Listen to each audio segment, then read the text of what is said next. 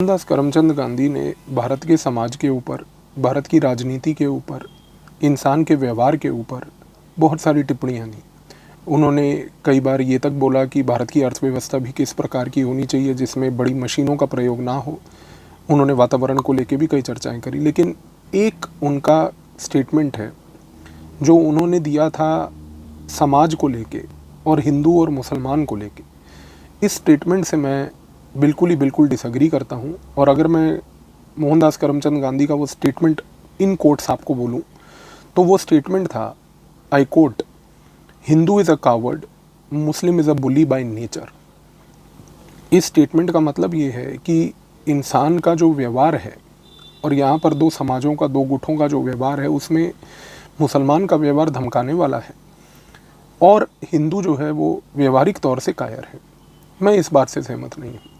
आज के इस वीडियो में मैं आपके सामने भारत के इतिहास के पन्नों को जांच के बताऊंगा कि ये जो चीज़ बोली गई ये भारत के इतिहास के ट्रेडिशन के खिलाफ है और ये कहीं पर भी प्रूव नहीं होता कि कहीं पर किसी प्रकार की कायरता हिंदू ने कभी दिखाई है। अगर आप स्टार्ट करो रामायण और महाभारत से, जो सबसे पुराने एपिक्स हैं हमारे, जिसमें वीरता की गाथाएं लिखी हुई हैं, उसमें अगर आप उनके पन्नों को एक एक करके ओरिजिनल तरीके से पढ़ें तो एक चीज़ प्रसिद्ध होकर आती है कि वीरता ही वहाँ पर सबसे प्रसिद्ध है और वीरता को सबसे ज़्यादा पॉजिटिविटी में भी दिखाया गया है। इसके बाद अगर हम बात करें हमारी भगवत गीता की, तो भगवत गीता में तो दोस्तों वीरता इस प्रसिद्ध तरीके से पेश की गई है कि वीरता को पुनर्जन्म देने वाला एक एटमॉस्फेयर भी बनाया गया है। कहने का मतलब है कि भगवत गीता में ये तक बोला गया है कि वीर कभी मरते नहीं, वीर हमेशा ज़िंदा रहते हैं और नए नए जन्म लेकर अपनी वीरता को दिखाते रहते हैं। ये दोनों चीज़ों से एक चीज़ तो बहुत स्पष्ट तरीके से क्लियर होती है कि कायरता हिंदू धर्म या सनातन धर्म के किसी भी ऐतिहासिक पन्ने से जुड़ी नहीं है। अगर हम कुछ ऐतिहासिक और चर्चाओं को देखें और ऐतिहासिक इवेंट्स को भी देखें, तो जब अलेक्जेंडर की आर्मी भारत के बॉर्डर पे आ गई तो भूलिए मत, उस समय अगर अलेक्जेंडर की आर्मी भारत के अंदर आक्रमण नहीं कर पाई तो हिंदू रूलर थे और इन हिंदू रूलर्स की उस समय एक मिलिट्री थॉट थी और इस मिलिट्री थिंकिंग के कारण हिंदू रूलर्स ने ही अलेक्जेंडर की आर्मी को भारत में घुसने से रोका। मैं आपके लिए एक अलग सी छोटी सी सीरीज़ बनाऊंगा आने वाले समय में, जिसमें मैं भारत के वो ऐतिहासिक मिलिट्री थॉट्स के बारे में आपको चर्चा करूंगा जो जनरली मिलिट्री के अधिकारियों को क्लासिफाइड नॉलेज दी जाती है स्टाफ कॉलेज में, लेकिन ये नॉलेज हमारे देश के नागरिकों को नहीं है, क्योंकि हमारे देश में महाभारत की मिलिट्री फॉर्मेशन से लेकर वैदिक मिलिट्री फॉर्मेशन से लेकर ये चीज़ें जब आपको पता चलेंगी तो आप जानेंगे कि वीरता हमारे यहाँ पर एक एलिमेंट था हमारे लाइफ का, कायरता कभी नहीं थी।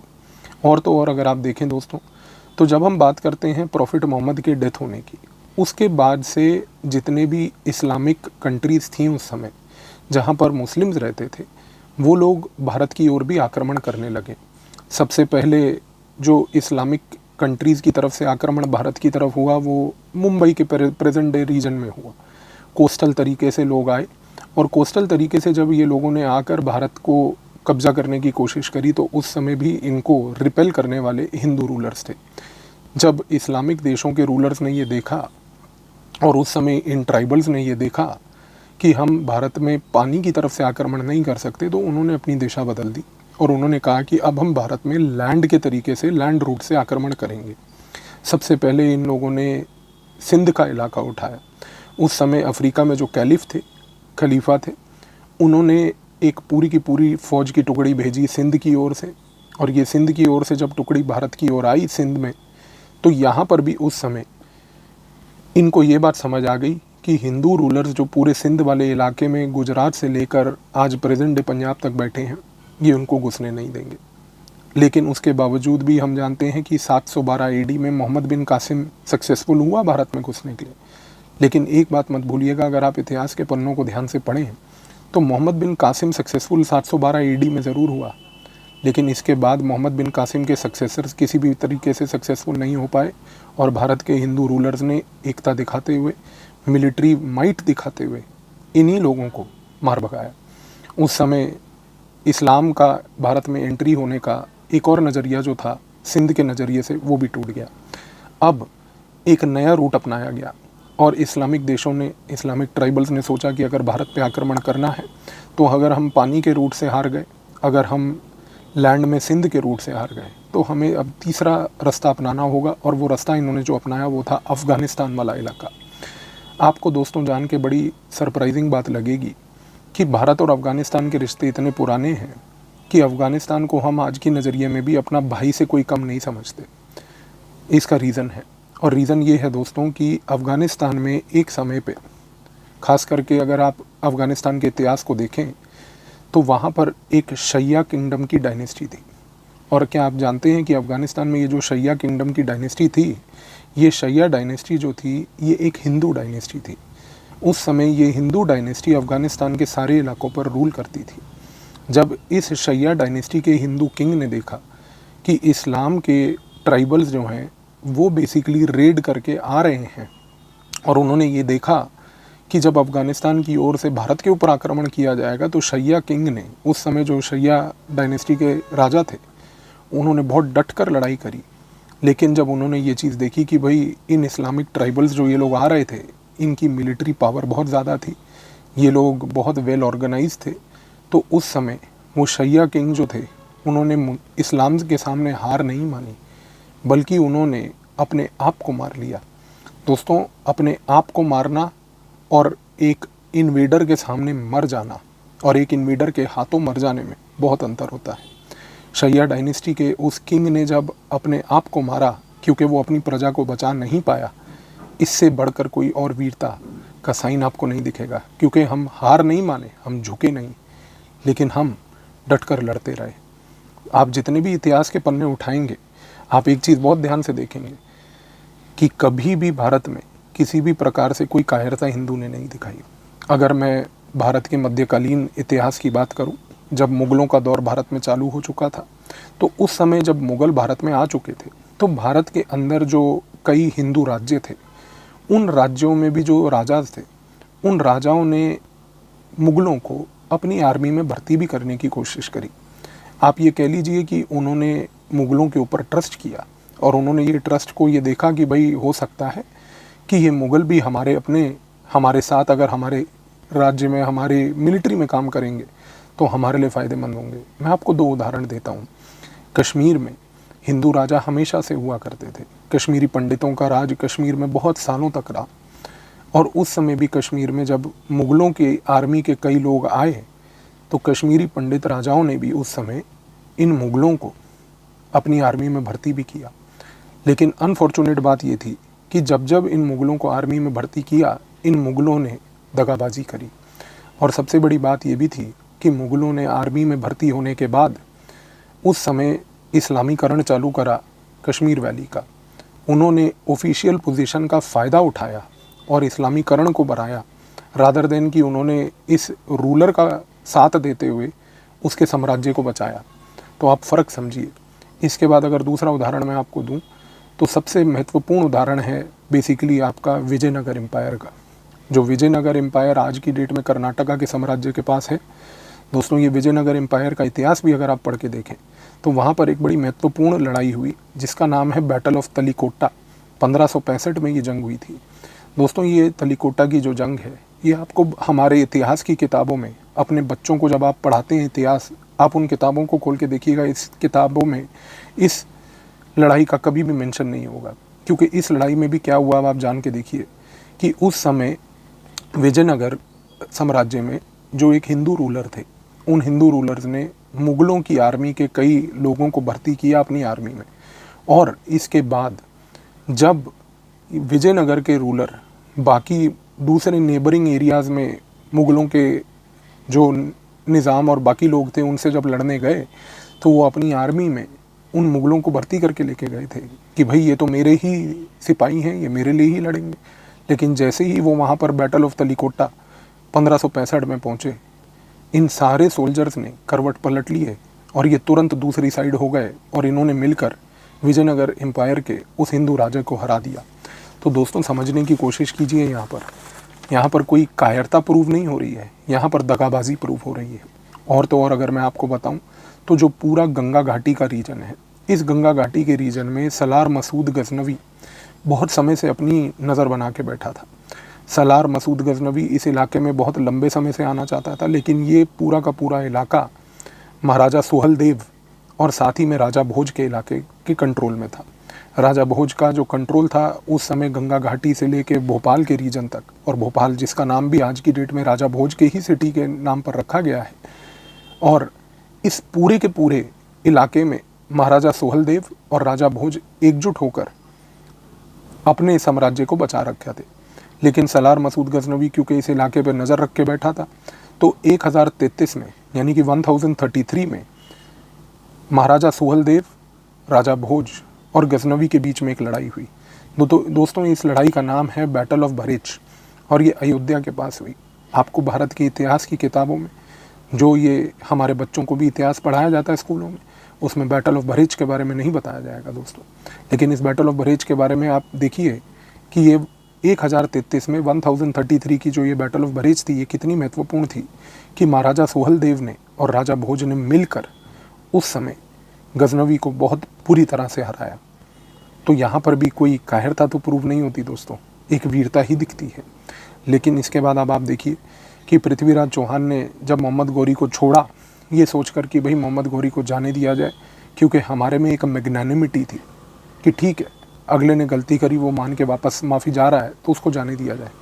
लेकिन हम भूल गए कि हम इस एनिमी को समझ नहीं पाए, क्योंकि जब हमने मोहम्मद गौरी को जाने दिया, पृथ्वीराज चौहान साहब ने जब मोहम्मद गौरी को जाने दिया, उसके बाद यही पृथ्वीराज चौहान को मोहम्मद गौरी ने आकर दोबारा से अटैक किया, उनको अंधा कर दिया और इवेंचुअली उनको मार भी दिया।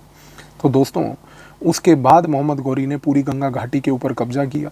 पृथ्वीराज चौहान जैसे रूलर की मैग्नानिमिटी का दुरुपयोग किया, और इस दुरुपयोग के कारण गंगा घाटी इन लोगों के कब्ज़े में, मुग़लों के कब्ज़े में दोबारा आ गई।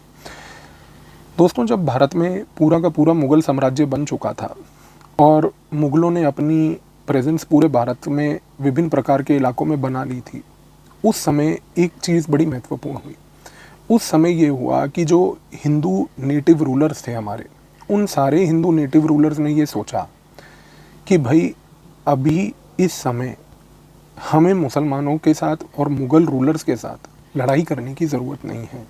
उसका रीज़न ये था कि हमारे हिंदू कम्युनिटी के अंदर एक अंडरस्टैंडिंग थी, और अंडरस्टैंडिंग ये थी कि भाई मुग़ल साम्राज्य बहुत बड़ा साम्राज्य है, भारत के विभिन्न प्रकार के हिस्से और इलाकों में फैला हुआ है, और ये इतना बड़ा साम्राज्य अगर भारत के विभिन्न प्रकार के हिस्से और इलाकों में फैला हुआ है, तो हमें इस समय, इस मोमेंट पे इन लोगों से लड़ाई नहीं करनी। तो इन लोगों ने शांतिपूर्वक तरीके से अपने अपने जोन्स ऑफ ऑटोनॉमी को कार्व आउट किया, और हिंदू रूलर्स ने जब अपना अपना zone of autonomy carve out किया, और वो जोन ऑफ ऑटोनॉमी में जब हिंदू रूलर्स रहने लगे, इस ऑटोनॉमी में जब हिंदू रूलर्स मुग़लों के साथ रहने लगे, इसी पूरे थॉट प्रोसेस को हमारे भारत के इंटेलेक्चुअल वर्ग, खास करके जो मार्क्सवादी इंटेलेक्चुअल्स हैं, जिन्होंने आगे जाकर आज़ादी के बाद भारत का इतिहास लिखने की कोशिश करी, उन्होंने इस चीज़ का नज़रिया दिया सेकुलरिज्म। अब आप सोच के देखिए कि हिंदू रूलर्स ने मुग़ल साम्राज्य के दौरान अपनी अपनी एरिया की ऑटोनॉमी जो बनाई, और उस एरिया की ऑटोनॉमी में वो अपने इलाके के राजा रहे, और उन्होंने मुग़लों के साथ जो लड़ाई नहीं करी, इस लड़ाई को ना करने का नाम दिया गया सेकुलरिज्म, और इसके थ्रू वो थॉट इमर्ज करवाया गया कि देखिए क्योंकि उस समय मुग़ल साम्राज्य इतना बढ़ चुका था कि हिंदुओं ने लड़ाई नहीं करी, देयरफॉर हिंदू कायर था। दोस्तों आप मुझे एक बात बताइए, मैंने आपको फिर से वही चीज़ बोली, हमारे देश के हिंदू राज्यों में हिंदू राजाओं को ये चीज़ की समझ आ चुकी थी कि मुग़ल साम्राज्य बहुत बड़ा है, ये अपने आप अपने कदमों से टूटेगा, और इवेंचुअली वो टूटा भी 1707 में औरंगज़ेब के मरने के बाद। लेकिन जब हिंदू रूलर्स को ये समझ आ गई कि ये इतना बड़ा, गुब्बारे से भी बड़ा एक बलून बन के एम्पायर बन गया है, इस बलून जैसे एम्पायर के साथ लड़ने झगड़ने का कोई फ़ायदा नहीं, ये हमें सिर्फ फोकस ये करना चाहिए कि हम अपने अपने इलाके में अपनी अपनी ऑटोनॉमी बना लें। तो दोस्तों ये ऑटोनॉमी जो थी, इस ऑटोनॉमी के ऊपर रिसर्च क्यों नहीं की गई? ये क्यों नहीं बताया गया कि उन सारे हिंदू साम्राज्यों के अंदर जो जो ऑटोनॉमी थी, उस एरिया में मुग़लों की तरफ से कोई आक्रमण कभी नहीं हुए? इस पूरे थॉट प्रोसेस को इस नज़रिए से क्यों पेश किया गया मार्क्सवादी हिस्टोरियंस की तरफ से कि भाई देखिए ये तो सेकुलरिज्म है कि मुग़ल साम्राज्य इतना बड़ा हो गया कि हिंदू कायर बन गया। दोस्तों हिंदू कायर नहीं था, ये गलत इतिहास है। आप अपने बच्चों को भी जब इतिहास पढ़ाते हैं, इतिहास के पन्ने सिखाते हैं, मेरी आपसे आग्रह है कि उनको ये गलत इतिहास ना पढ़ाएं, क्योंकि ये गलत इतिहास पढ़ने से आपके बच्चों की मानसिकता में भी ये गलत थॉट प्रोसेस जाएगा। क्योंकि दोस्तों सेकुलरिज्म का मतलब होता है धर्मनिरपेक्षता। धर्मनिरपेक्षता का मतलब है कि भाई सारे धर्म के लोग सर्वधर्म संभव एक जगह पर आराम से सुख शांति से रहेंगे।